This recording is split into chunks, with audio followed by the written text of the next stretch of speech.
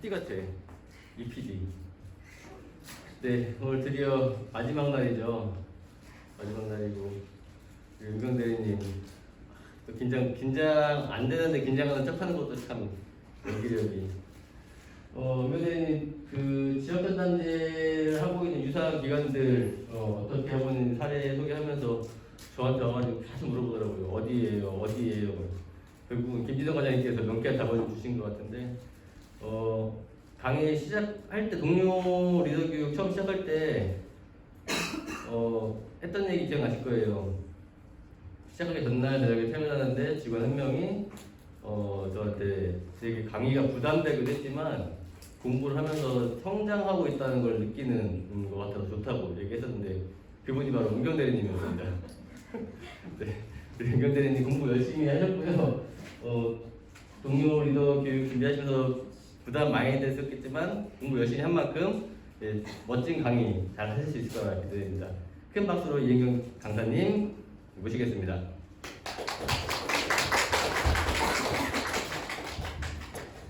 안녕하세요.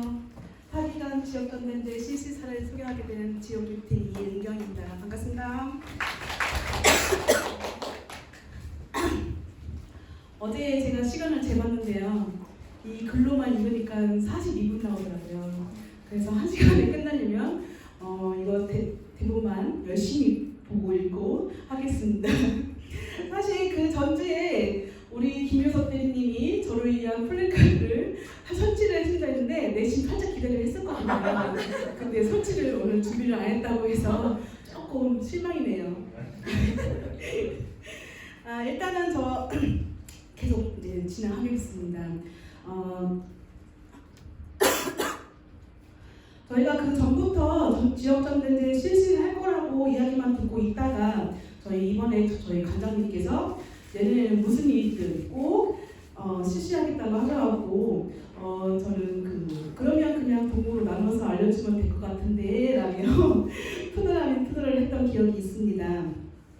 사실 이 주제를 받고 좀 이렇게 제가 멍 때리는 시간이 되게 많았어요. 그래서 무엇을 어떻게 직원들에게 설명을 할 수 있을까? 아니 왜 하필 나야 하면서 내가 사실상 진행하지 않았던 사례를 소개하려고 하니까 참 막막했었습니다.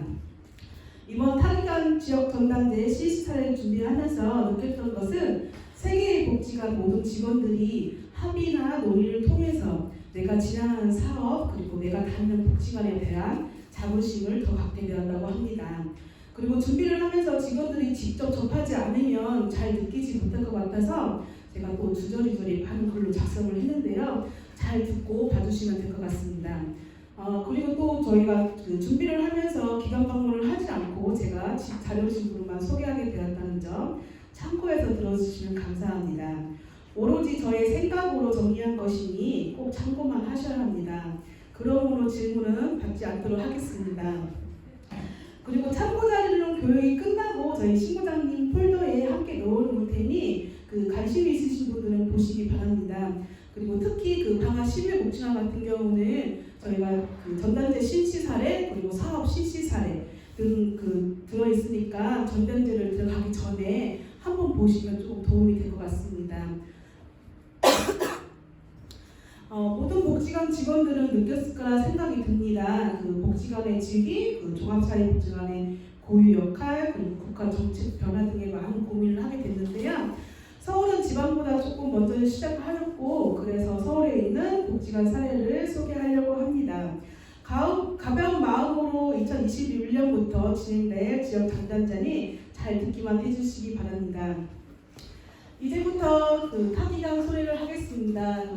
먼저 첫 번째로는 중앙사회복지관 그리고 방학골 종합사회복지관 세 번째는 방화 10일 종합사회복지관이고요. 마지막으로 좀 공통된 사항들 한번 설명 좀 드리긴 하겠습니다.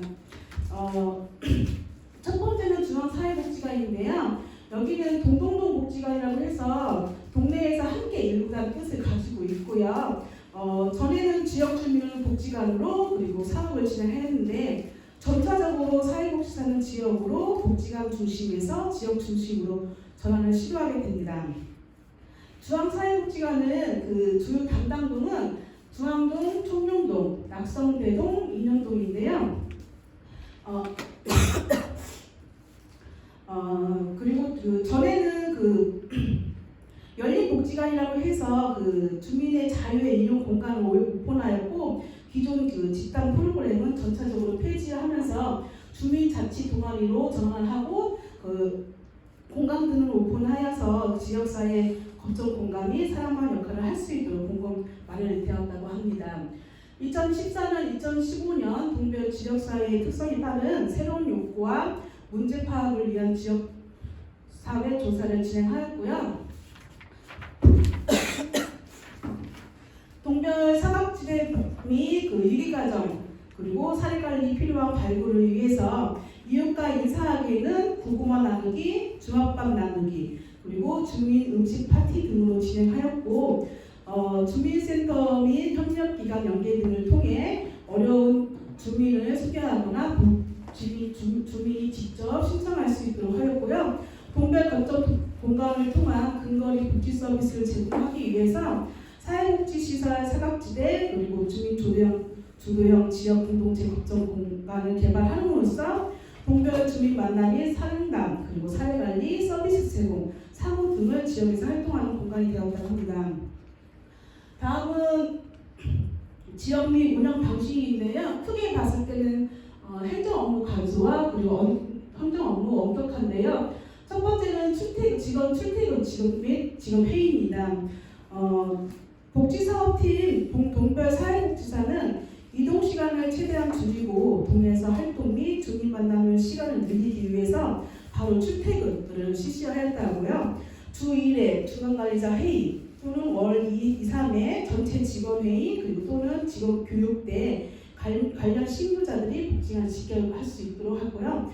수시로 전 직원 의사소통을 하였다고 합니다. 다음은 행정 업무인데요. SNS를 활용한 직원 의사소통이고요. 그 팀업이라는 앱을 사용한다고 합니다. 그리고 사회복지 정보 시스템에는 그 이용자 현황 그리고 실적 입력 등을 했고요. 기타 업무 행정 처리 같은 경우는 저희가 홈페이지 접속하여서 그 각종 기타 업무 행정 처리, 그 결제 서류, 주거 업무 일지, 주민 만남 일지 등으로 저장을 할 수 있도록 하였고요. 다음으로는 저희가 실무 업무인데요. 첫 번째는 검정 공간 마련을 해서 기자재 및 기타 같은 경우는 그 컴퓨터를 보면 노트북이나 그 검정 공간 기간 컴퓨터를 사용하고요. 전화기는 동별로 핸드폰 개통을 하였다고 합니다. 그리고 교통카드, 결제카드는 동별로 카드를 만들어서 카드 사용 대장에 기입을 할 수 있도록 하고요. 그 팀장이 책임을 관리를 책임을 지었다고 합니다. 그리고 점심시장 같은 경우는 그 동별 지역이나 복지관 식당을 이용하였고요. 저희가 행정 업무 및 감수와 같은 경우는 그 저희가 복지관의 집단 프로그램이 있잖아요. 그 점차 폐지를 해서 그 자체 동아리 및 소모임을 전환하였고 결제는 전처리가 좀 이렇게 확대하였다고 합니다. 그리고 형식적이고 불필요한 서류 및 과정 등을 폐지하는 그 준비 단계를 하였고요. 근태관리 같은 경우는 주 1회 동별 팀장님이 그 팀원 전체 업무 일지를 취합을 해서 일괄 결제를 할 수 있도록 저희 매주 1회 중간관리자 회의나가 있다고 했잖아요. 그때 가져올 수 있도록 하고요. 거기 안에 있는 주간 업무 일지 그리고 주간 현황 보고 주민 만남 일지, 사회관리 일지 등이 있다고 합니다. 다음은 그 동동동 복지관 실천의 시사점 같은 경우인데요. 첫 번째는 동별 촘촘한 안전망 구축 및 지적 관계망 형성이었다고 합니다. 그 동별 가정 방문과 지역 주민들이 소개를 통해서 지역 사각지대 및 위기 가정을 발굴하였고 그 지역사회 연계가 효과가 나타났다고 합니다. 두 번째는 동별 근거리에서 신속한 복지 서비스 제공 및 주민 참여형 동문화가 형성이 되었는데요. 여기서는 동별 거점 공간 등에서 주민 같은 경우 그 지역 동지역 지역 보장 협의체나 휴관자 자원봉사 등과 함께 근거리의 지역사회 자원 개발 및 복지 서비스를 제공해 효과가 나타났다고 합니다. 세 번째는 천연가공 동주민센터 사업 연계 및 참여가 용이하고 적극적인 민간 협력이 가능했다라고 하는데요. 동별 사회복지사 2~3명이 배치로 인해서 동별 주민센터와 협력 및 사회관리가 용이했다.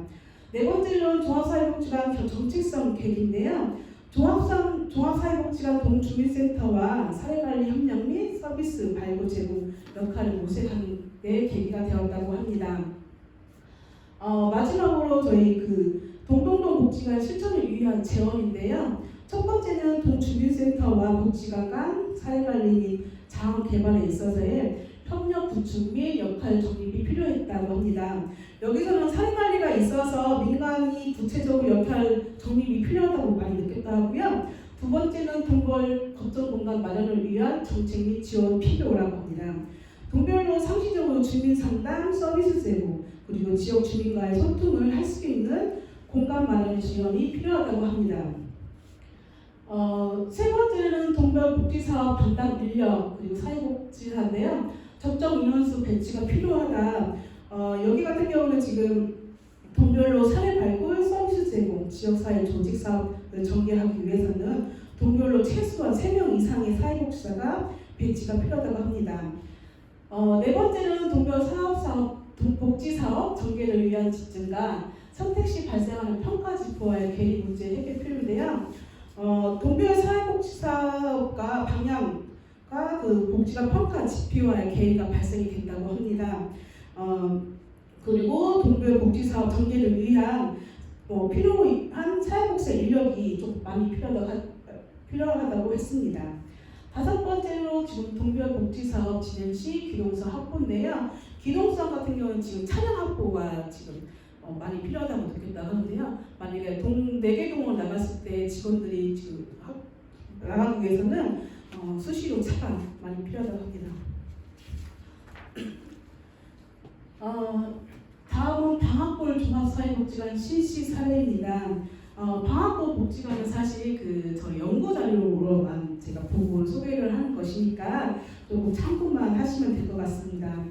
방학골 복지관은 약 20년간 지역사회와 복지 환경의 많은 변화에 발맞추어 사회복지 실천 역시 변화를 거듭해왔다. 그 변화 과정에서는 복지관은 적극적인 대응과 역할을 요구받으며 그에 부합하는 역할을 수행하기 위해 치열한 고민을 지속했다고 합니다. 그래서 동주심 조직 개편을 논의를 했는데요. 첫 번째는 왜 이런 변화가 확장되고 있는지, 그리고 두 번째는 어떻게 지역사회에 자리매김을 해야 되는지, 그리고 세 번째는 우리 사업을 왜 실천하고 있는지에 대한 고민을 하게 됐고요. 동주심 조직 개편으로 얻고 싶은 것은 무엇인가를 논의를 했는데 지역 밀착협, 그리고 지역 주민 활동, 지역적인 당사자 조직화 기반 마련, 그리고 팀 내 협력과 소통의 강화 등이 나타났고요. 이것을 얻고 싶은 거고 이게 필요한 것이 무엇이냐고 지금 논의를 했는데요. 당사자 욕구 파악, 그리고 팀워크, 팀 단결력, 그리고 시간 공간, 주민에게 기울인 마음이고요. 그리고 또 동주식 조직 개편에 따른 두려움 같은 건데요. 중간 관리자로서 공백 기간 전에 체계가 정리가 좀 그렇고요. 안정화의 부담, 성과로 지역사회 지속적인 체계 마련 그리고 변화 그 자체 등이 나왔고요. 동주식 조직 개편에 대한 아까 두려움이 있잖아요. 그게 필요한 것은 공백에 따른 명확한 역할 분담과 인계, 그리고 당사자와 이웃을 자주 만나고 엮는 시도, 그리고 학습과 성찰, 단계별 추진 전략 등이 있습니다. 동주식 개편 전에 지금 이거는 전에는 관리자들끼리 이야기 나눴던 거고요. 이거는 지금 전 직원이 논의를 하면서 나왔던 이야기입니다. 동주식 조직 개편 전에 첫 번째는 동주식 조직 개편에 대한 기대감이 있고, 두 번째는 동주식 조직 개편에 대한 우려, 그리고 세 번째는 동주식 조직 개편의 이전의 실천 경험인데요. 동주식 조직 개편의 기대감 같은 경우는 다양한 경험과 성장, 그리고 3대 기능의 통합적 실천 가능, 주민 중심의 실천 가능, 기관이 지향하는 조직화 기반이라는 기존 실천 방식에 적합한가라는 기대감이 있고요. 두 번째는 동주식 조직 개편에 대한 우려인데요. 만능이 되어야 한다는 부담감, 그리고 생소함이 주는 막연한 걱정이고요. 세 번째로는 갑작스러운 전환에 대한 불안이라고 했습니다. 그리고 세 번째는 동주식 조직 개편의 이전의 실천 경험 같은 경우인데요. 기관의 실천 지향에 부적합한 실천 구조 그리고 3대 기능의 구분이라고 했습니다. 동주시 조직 전환 과정인데요. 처음에는 이제 동주시 전환 과정의 성과인데요. 동주시 실천의 의미와 필요성을 이해하고 그리고 방학 후의 실천 가치 내재와 주민 조직화 과정 및 당사자 조직의 개입이 되었고 전환 과정의 문제점 같은 경우는 동주심상의 부재 그리고 체계적인 교육 과정이 미흡했다고 나타났습니다. 사업 수행 및 과정 및 결과입니다. 여기 같은 경우는 대부분 일꾼이라고 많은 직원들을 표현을 했더라고요. 동주심 실천 성과의 일꾼의 변화인데요. 여기서는 동주심 실천의 긍정적인 경험이라고 하는데 일꾼들이 동주심 실천을 하는 과정에 겪었던 긍정적인 경험에 대해 언급했는데요. 어떤 직원 같은 경우는 공간에 나가서 그 동에서 활동을 하면서 좋은 경험이었다고 합니다. 그리고 두 번째로는 지역 관계망의 확장인데요. 동주심 실천의 가장 가시적인 성과 중 하나는 다양한 주민 그리고 단체를 만나며 지역 관계망을 확장할 수 있었다. 어떤 직원이 내가 네트워크를 하나를 한다고 하더라도 예전에는 그 팀이 하면 그냥 하는가 보다 하지만 지금은 같이 엮어 있다 보니 내가 하는 걸 이 사람도 하고 저 사람도 하는 같이 하고 같이 소통할 수밖에 없는 그런 구조가 돼버린 거라고 해서 좀 자연스럽게 소통이 했으나 질이 좀 나아진 것 같다고 했습니다. 세 번째 같은 경우는 다양한 경험을 통한 역량 강화인데요. 한 명의 일꾼이 다양한 영역의 가업을 동시에 수용하는 상황은 곧 다양한 경험의 기회를 의미한다고 합니다.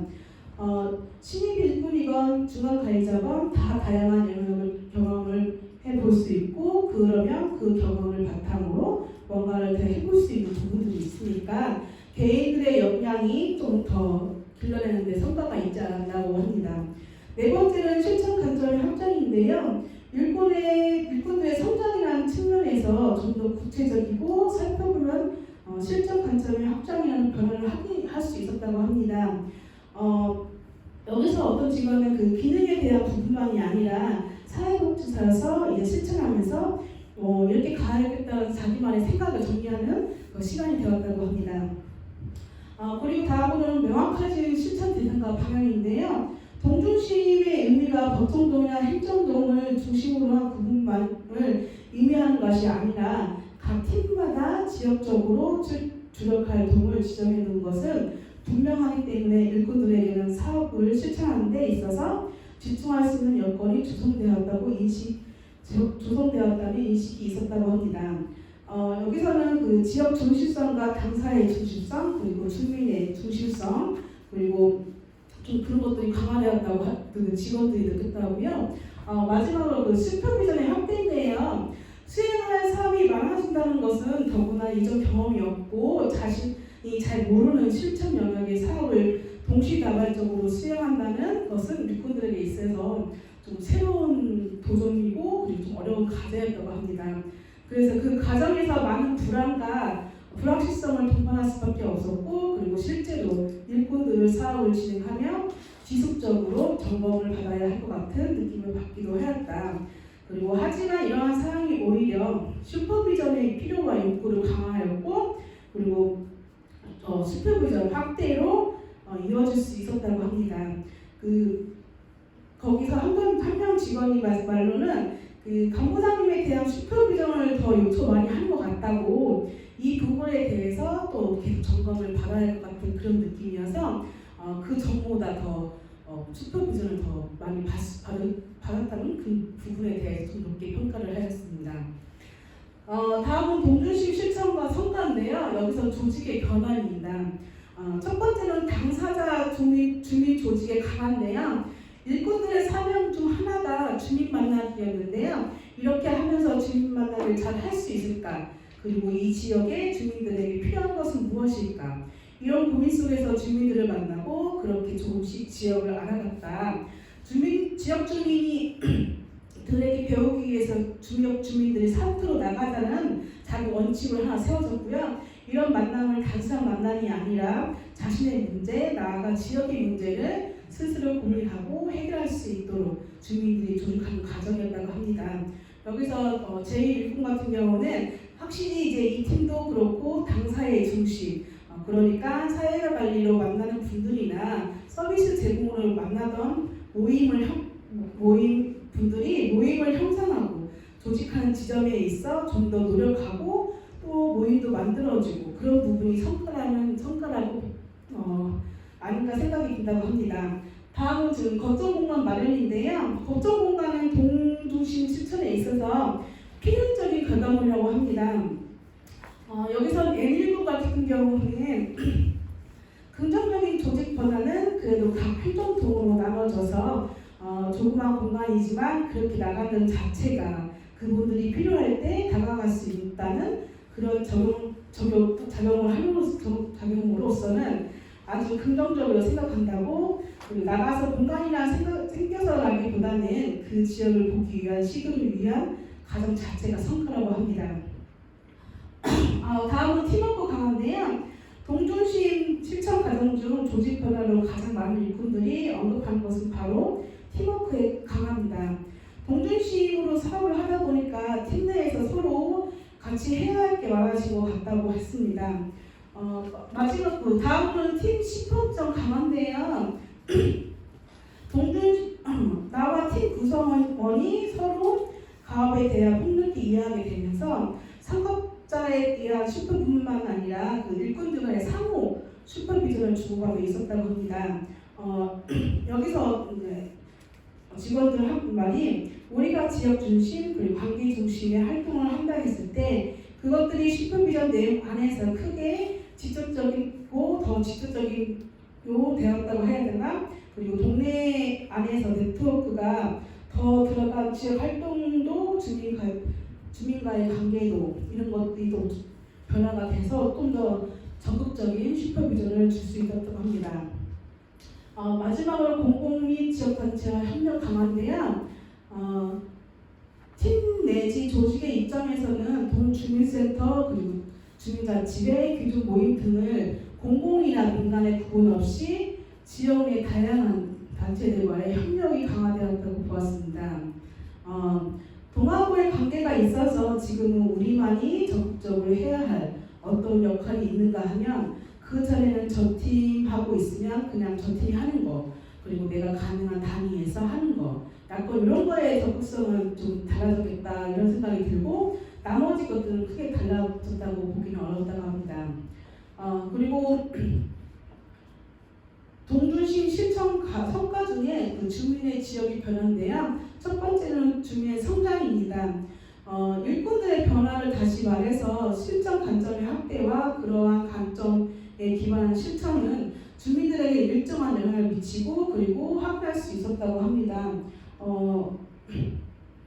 거기서 이제 어떤 일꾼 같은 경우는 어떤 주민이 변화와 주민의 성장인데 저희 팀 내에서 여러 가지 활동이 있고 어떤 주민은 사실 그 활동 중에 하나지만 팀이 같이 연결되어 있다고 보니까 이 주민이 실제로 우리한테 무언가 배우러 오셨거나 원데이 활동을 하러 오셨지만 우리들이 아동 청소년을 만나고 그런 활동을 있다는 거에 계속 알려줌으로써 이분이 참여 주민에서 후원자가 되기도 하였다고 합니다. 복지관에 대한 주민 적극성 강화인데요. 여기서 말하는 복지관에 대한 적극성은 물리적인 접근성만을 의미하지 않는다고 합니다. 일꾼 같은 경우는 당사자 입장에서도 성과라고 한다면 아까 이야기 드린 것처럼 저희가 단편적으로 만났을 때 당사자를 만나는 방식과 다양한 영역에 좀 개입을 하면서 만날 때 당사자의 접근 방식이 다르기 때문에 당사자가 느꼈을 때 이제 좀 더 풍부하게 만날 수 있을 것 같다고 합니다. 그다음에 주민 지역 단체가 복지관을 신뢰하게 된 건데요. 실제로 쌍문동이 같은 경우는 동주민센터나 주민 모임으로부터 도움 요청을 오거나 동네 활동을 같이 해보자는 제안을 받아 연합 활동을 진행하기도 하였고 이러한 성과들이 가시적으로 나타났다고 평가를 하였습니다. 여기서 이 일꾼 같은 경우는 주민센터와의 관계 자체도 쌍문 이동의 그 특징이겠지만 우리가 아니면 없기 때문에 기존 체계들이 되게 우리를 많이 신뢰하고 같이 무언가를 하고 싶고 그리고 어떤 주민센터의 어떤 활동을 홍보할 때 꼭 저희한테 연락을 해서 주민 모임 활동할 때 홍보를 하고 되는지 아니면 참여를 하게 되는 경우가 많이 일어났다고 합니다. 네 번째로 동주시 실천의 성과 요인인데요. 여기서는 개방적인 소통이 무난합니다. 동주시 실천이 가능했던 나아가 일꾼의 성장, 조직의 성장, 주민과 지역의 성장을 가능했던 첫 번째 요인은 방학권 종합사회복지관의 개방적인 소통 문화로 들 수 있다고 합니다.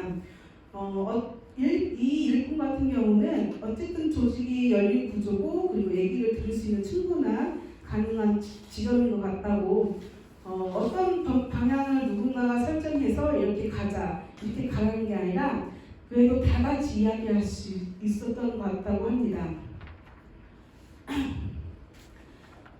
그리고 동주시 실천의 필요성에 대한 공감과 합의인데요.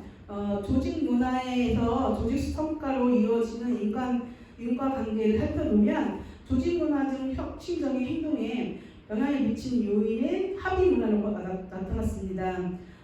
여기서 시의구 같은 경우는 어쨌든 동중심의 실천을 하고자 합의했었던 구성원들 간의 합의 그리고 과정들이 있어서 가능하지 않나 싶다고 합니다. 그리고 기관장의 일관된 슈퍼비전인데요. 지지적인 측면에서 기관장의 일관적인 슈퍼비전도 동주시 실천의 주요한 성과 요인이 꼽혔다고 합니다.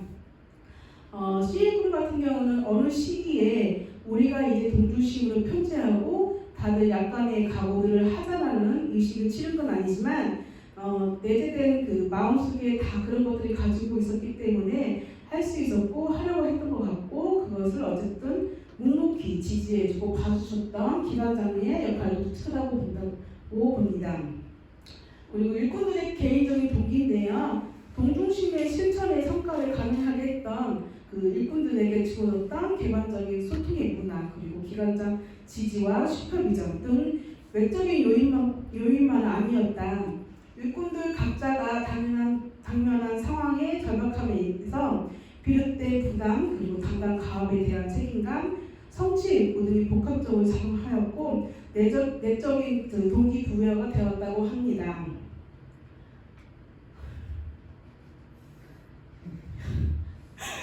힘들어. 다음은 동조시 실천의 문제점인데요. 팀 간의 협의에 좀 약화가 되었다고 합니다. 일꾼들의 동중심 실천 이후 두드러지게 나타나는 팀 간의 협업이 좀 약화를 꼽았는데요. 동중심 실천 이후에는 팀 간의 소통이나 연대가 더 약화되고 있다는 느낌을 받았다고 합니다. 여기서 N 입구 같은 경우는 오히려 팀과 팀 사이에 협업이 없다는 걸 명확하게 느껴지는 것 같다고 그냥 알아서 팀끼리 알아서 하고 있는 느낌이라고 그리고 알아서 해결할 수 있으면 해결하고 인력이 모자랄 때 업무 협조 요청을 하는 정도라고 좀 느꼈다고 합니다. 그리고 다음 미흡한 슈퍼비전 체계인데요. 3대 기능의 통합적인 실천에 따른 슈퍼비전 체계의 정비 및 강화를 필요하였으나 변화는 좀 미흡했다고 그리고 팀 내에서 공통적인 가업에 대한 이해를 바탕으로 한 슈퍼비전 좀 강화되었으나 일꾼 개개인의 경험과 역량이 한계가 따른 실천 지식 및 기술이 부족해서 조금 영역을 보완할 수 있는 구조를 마련하지 못했다고 합니다. 그리고 세 번째는 동별 특성이 반영한 활동 미흡인데요. 팀별 동중심 실천 과정에서 주민 모임이 단계별로 지금 발전을 해 나가는데 특정 단계에 머무르고 있으나 조직 전체적으로 비슷한 유형들의 모임이 생기기도 한다고 합니다. 다음은 공통 업무에 따른 역할 분장 모호인데요. 방학권 종합사회복지관 같은 경우 동중심으로 조직 개편을 하면서 무료급식, 희망옹돌 등을 일부 사업팀마다 개별 담당자를 두었는데요. 해당 사업과 관련해서 팀별로 진행되고 있는 서비스 제공 활동 외에 외부에서 요구되는 기관 차원의 실적 취합이나 자원 연계 등 상황에서의 역할 모호성이 발생되었다고 합니다. 그리고 다섯 번째로 다양한 역할 수행에 따른 그 집중력 약한데요. 일꾼들에게 서로 다른 영역의 과업을 동시에 수행한다는 것은 예상보다 좀 버거웠던 일이었다고 합니다.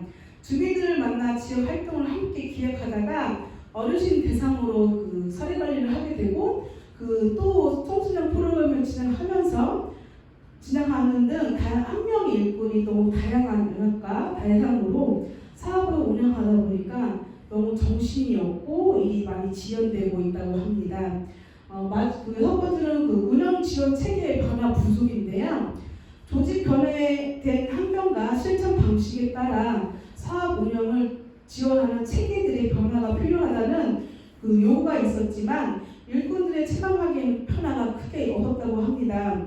그 방학 율동 같은 경우 거점 공간을 마련과 같이 그 지역 접근성과 업무 효율성을 높이기 위한 그냥 노력과 성과가 그냥 하나의 일부였으며 그리고 꾸준히 제기해온 행정 간의 간소화 그리고 개별 일꾼의 업무량을 진단하고 평가하기 위한 기준 마련 등이 요구에 대한 조직 차원에서 적극적인 대응과 노력이 부족하였다고 합니다.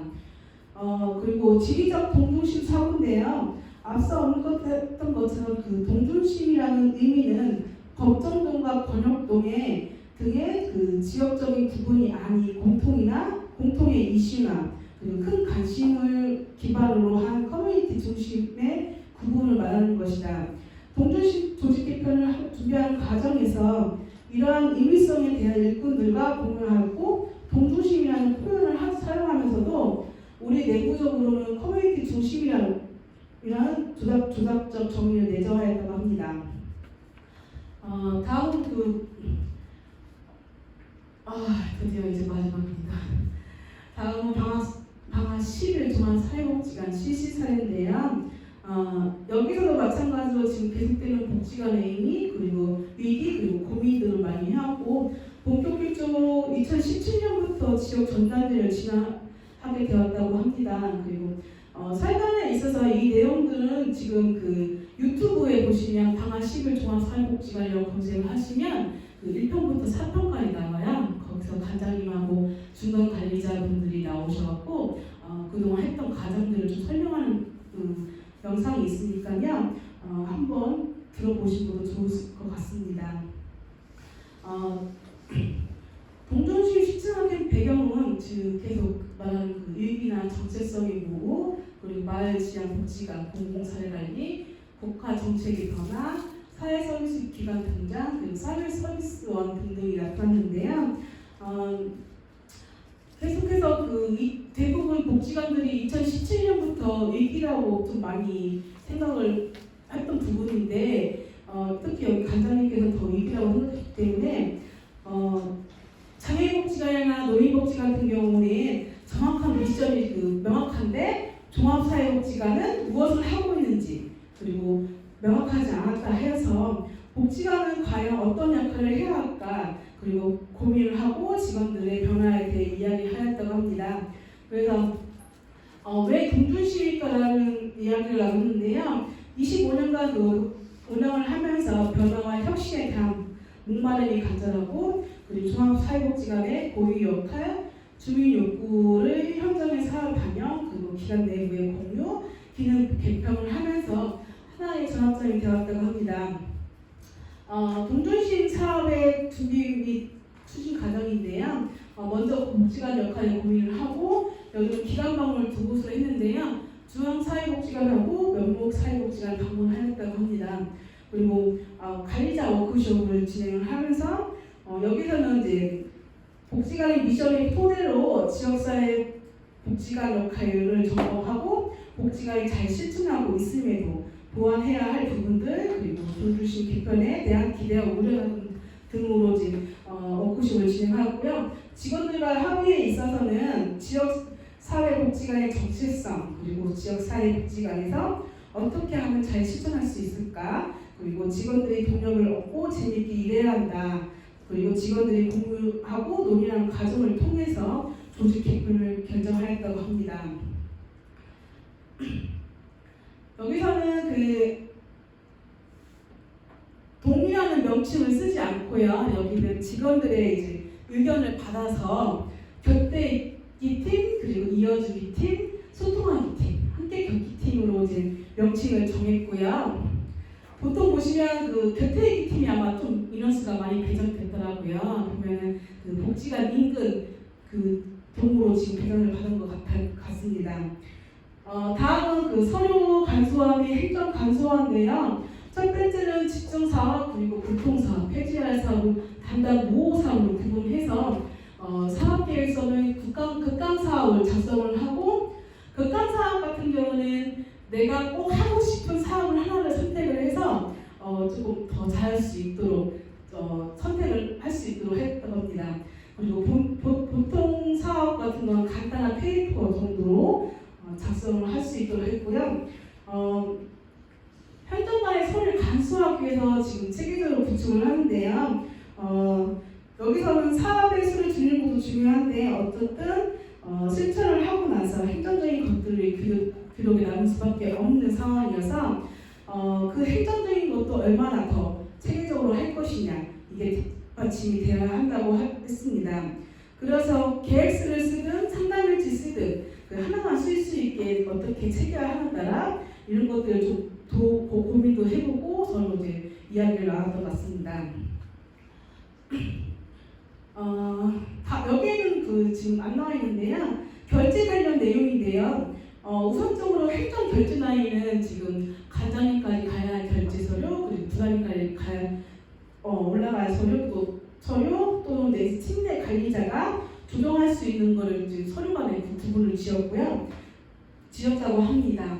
그리고 다음은 방학 10일 종합사회복지 관장님이 하시는 말씀인데요. 신뢰라고 합니다. 이게 지역으로 나가는 직원 그리고 보이지 않아도 믿는 신뢰가 있어야지만 효과가 있다고 합니다. 방학 10일 종합사회복지관 관장님 말씀으로는 그 눈에 보이지 않더라도 그 사회복지사가 최고의 역량을 발휘해서 지역사회에서 주민을 만나고 있겠거니 또 사업을 실천하고 있겠거니 좀 더 나은 사업을 위해서 성장을 위해서 고민하고 있겠거니 그렇게 믿고 지지하고 격려해 줄 때 동주심 사업은 좀 더 나은 효과를 거둘 수 있다고 하였습니다. 다음은 동주심 사업의 준비 과정 중에 그 직업 공통 교육인데요.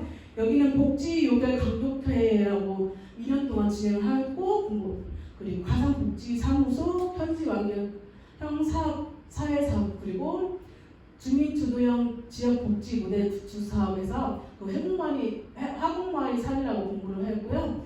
사례관리 공부 그리고 기간 사례관리 매뉴얼, 생활복지운동 공부를 하였고 UCI 넷이라고 해서 그 지역사회 관계망 그 앱이 있는데요. 그걸 따로 공부를 했다고 합니다. 다음은 그 지역으로 나갈 때 업무의 효율성을 위해 시간과 장소율을 얽매이지 않고 언제나 일할 수 있는 스마트워크 전자결제 시스템을 도입했다고 합니다. 동주심 사업의 성과입니다. 첫 번째는 조직의 변화에 인사들의 부실이 생겼고 두 번째는 재빠른 욕구 반영에 실천할 수 있었고 세 번째는 일상의 삶이라는 돕는 이와 도움받는 이가 경계성이 좀 모호했다고 합니다. 그리고 민간협력이 활성화가 되었고 직원의 성장을 봤을 때는 3개의 기능 모두 실천이 가능한 사회복지사 그리고 1인 1극강 사업에는 자율성과 창의성을 주었다고 합니다. 그리고 꾸준한 실천 기록 작성을 통한 성찰이고 개별 극강 사업 보고서 발간은 개인의 성장, 기관의 성장이라고 합니다. 여기 홈페이지 들어가 보시면 직원들이 책을 굉장히 많이 발간을 했어요. 아마 팀별로는 다 개인적으로 책을 발간을 했더라고요. 그래가지고 한번 보시고 참고하시면 좋을 것 같습니다. 다음은 지금 동주시 사업의 기타 과제인데요. 여기는 평가 제도를 뛰어넘기 그리고 기간외 미학, 현지 출퇴근제 도입 그리고 거점 공간의 다수와 다양화, 변화 과정은 지향점을 향한 진행이라고 합니다. 마지막으로 제가 이제 원래는 여기까지 준비를 했었는데요. 그 시간이 너무 짧은 것 같아갖고 제가 사업 저희 김 과장님께서 시간이 되면은 사업팀도 한번 실시사를 한번 소개했으면 좋겠다고 하셔갖고 이렇게 보다가 함께 걷기 팀이라고서 운영지원팀이 저희 복지관을 말하는 운영지원팀이거든요. 거기 사업을 했던 사례가 있더라고요. 그래서 한번 잠깐 소개를 하려고 합니다. 방화시립 복지관도 그 복지관의 공간을 지역 주민에게 제공하고 있는데요. 그것을 더 확대하고 변화를 주고 싶었던 것 같습니다. 함께 걷기 팀에서는 그 주민 만나기를 하면 어떻게 할까 고민을 많이 했고 팀원들과 논의를 많이 해서 그 의견들을 수렴해서 꼭 설문조사가 아니더라도 지역 주민과의 인터뷰로 진행을 하고자 의견을 모았다고 해서 이거 사업을 진행했는데요. 여기서 논의하기 전에 주민을 만나기를 통해 우리가 얻고자 하는 것은 대한 논의를 시작을 했고요. 그 안에는 복지가 환경을 어떻게 생각하고 있는지, 어떻게 하면 좋아질 수 있는지, 그리고 기관 운영을 반영하고 공유하기, 그리고 감사, 소망, 배움의 기회를 얻고, 그리고 주민 스스로 참여의 장을 만들어 주자고 했다고 해서 논의를 했고요. 주민 만나기 계획을 수립을 합니다. 첫 번째는 주민을 왜 만나야 하는지, 그리고 주민 만나기 방식을 어떻게 정하고, 주민 만나기 기간 정하고 주제를 정하는데요. 여기는 복지관 환경에 대해서 주제를 정했고요. 욕구조사 방법 같은 경우는 인터뷰 형식으로 진행되고, 그리고 대상자 정하기인데요. 자주 이용하는 동아리 모임으로 대상을 하였다고 합니다. 저희 복지관에 지금 프로그램 진행하고 있잖아요. 그런 식으로 진행을 하였고, 그리고 기록 방법은 그냥 이야기체로 기록을 하자고 했습니다. 주민 만나기 인터뷰를 진행하게 됩니다. 그리고 각 동아리에서 주민들의 만족하는 점, 그리고 프로시 구성에 대해서 말했고, 우리들이 제안이라고 해서 주민들이 제안을 하면은 우리가 같이 의견을 좀 제안을 했다고 하는데요. 그거는 지금 여기 복지관 같은 경우는 나무터 벽 페인트 칠을 이용자가 함께 페인트를 칠하고 제안을 하였다고 합니다. 그리고 세 번째는 복지관에서 개선할 사항은 무엇인가요? 여기는 푸르신 냉방기 교체고요. 복지관에서 간소한 점은 무엇인지, 그리고 직원들의 인사성이 바르고 친절하게 응대해 주셔서 감사하다고 했다고 합니다. 그리고 주민들의 바라는 점은 냉난방기 보완, 그리고 복지관 내 자원 정원 구성, 그리고 복지관 입구, 자동문 센서 등 속도를 조정하였고요. 이걸 토대로 저희가 이분들이 복지관에서 할 수 있는 것을 했는데요. 홍보물 제작이나 그리고 복지관 입구에 게시를 하였다고 합니다. 그리고 주민들의 한마디라고 해서 주민들이 공사 후 달라진 모습이나 자동문 교체 등에 대한 의견을 들었고요. 여기서는 주민 만나기 이후에는 경청, 소통, 시작, 관계가 소중함을 느끼면서 인터뷰를 하면서 느꼈다고 하고, 그리고 아쉬웠던 점은 다양한 대상을 만나지 못한 아쉬움, 그리고 개별적으로 만나지 못한 아쉬움, 불편사항, 그리고 건의사항에 대한 우려였다고 합니다. 마지막으로 거기 나중에 보시면 행정팀이 주민 만나기에 대한 직원들의 응원글도 함께 올라와 있거든요. 맨 마지막에 전 직원들이 팀을 위한 응원글을 많이 작성을 해서 올라져 있습니다. 그리고 제가 여기까지가 타기단 지역단체 실시 사례고요. 마지막으로 지금 지역 전단지 공통사항인데요. 3개 복지관에 좀 공통된 것들을 작성을 해봤어요. 첫 번째는 직원들과의 합의 및 논의를 하였고, 그리고 동별 조직 개편을 시작하였고, 사업의 간소화, 그리고 1인이 3대 기능을 하고요. 그리고 행정의 간소화, 전자 시스템 도입인데요. 팀업과 스마트워크 앱을 사용하였다고 합니다. 저는 처음에 제가 이거 준비를 할 때 저희 만약에 한 개의 동에 3명이 직원이라면 한 사람이 지역 그리고 한 사람이 보호 사례를 땅으로 맡고 있는 줄 이해를 했었거든요. 그래서 이걸 준비를 하다 보니까 일을 다 하고 있더라고요. 그래서 조금 사회복지사들이 좀 대단한 역량을 가지고 있고 좀 어디까지가 한계인가를 좀 생각을 하게 되었습니다. 이것으로 지금 제가 준비한 것은 여기까지고요. 드디어 끝났습니다. 2주 동안 참 불안 쉬는 게 아닌 그런 시간을 보냈는데요. 그래도 잘했든 못했든 이렇게 끝나서 너무 행복하고요. 어제 이 선생님 퇴근을 하면서 한마디가 그날 발표 끝나는 날은 아마 하루 종일 행복할 거라고 말씀을 해주셨어요. 그래서 아마 오늘 제가 오늘 하루 종일 행복하신 좀 기분이 업되어 있을 예정입니다. 그렇게 아시고요. 이렇게 조금 잘하든 못했든 끝나서 너무 행복합니다. 감사합니다.